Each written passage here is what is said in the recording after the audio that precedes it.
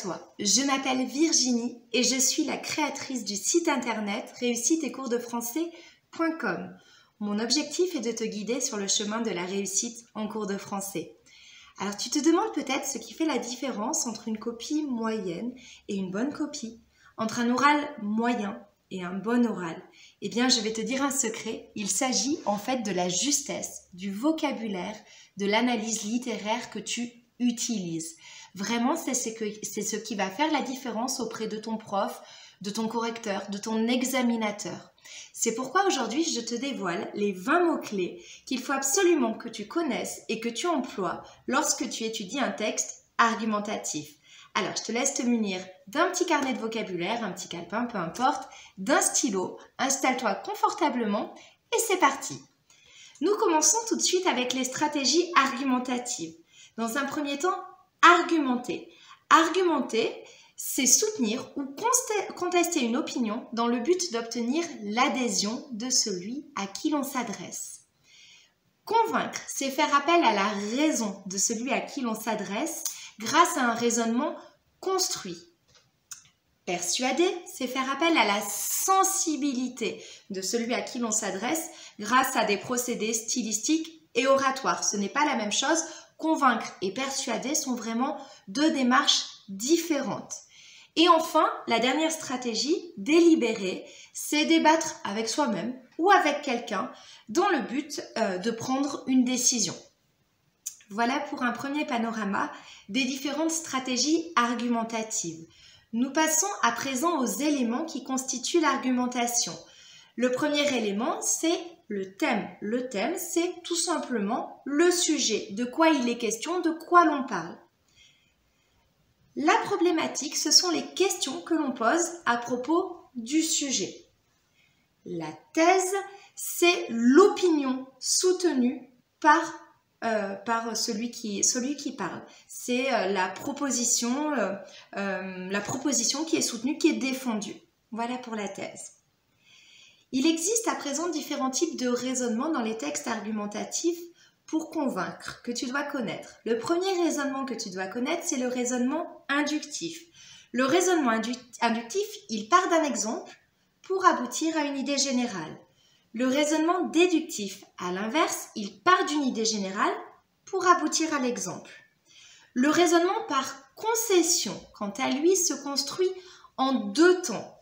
L'auteur admet des arguments qui appartiennent à la thèse adverse pour nuancer ou maintenir son propre propos, voire finalement mieux défendre encore ses arguments.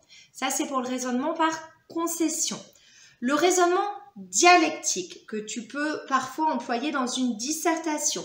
Il pèse le pour et le contre pour aboutir à une thèse qui dépasse cette contradiction. Le raisonnement par analogie. Il tire des conclusions de deux réalités proches que l'on a comparées. Le raisonnement par analogie se fonde sur la comparaison.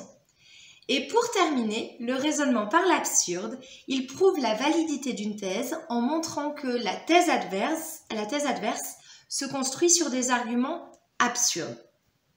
Voilà, nous avons fait un petit tour des différents raisonnements que l'on peut trouver dans les textes argumentatifs qui ont pour but de convaincre leur destinataire, celui à qui ils s'adressent. Il existe à présent deux grandes catégories de textes argumentatifs, les textes appartenant à l'argumentation directe et les textes appartenant à l'argumentation indirecte.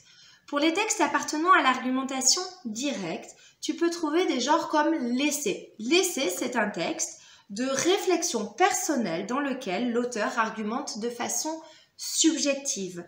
Sa forme est assez libre et son ton personnel.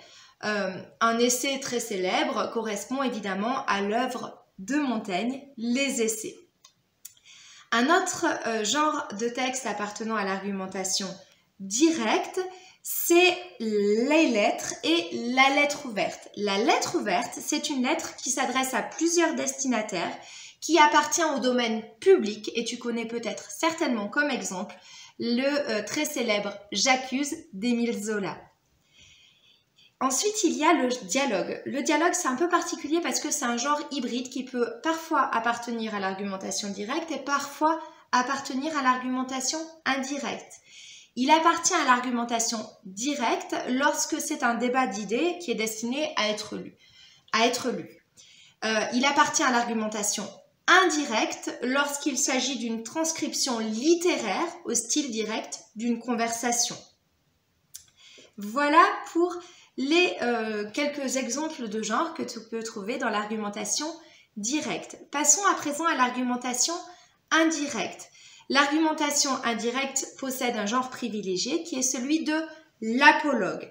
L'apologue, c'est un récit allégorique qui comporte une histoire et dont le lecteur peut tirer une leçon, une instruction.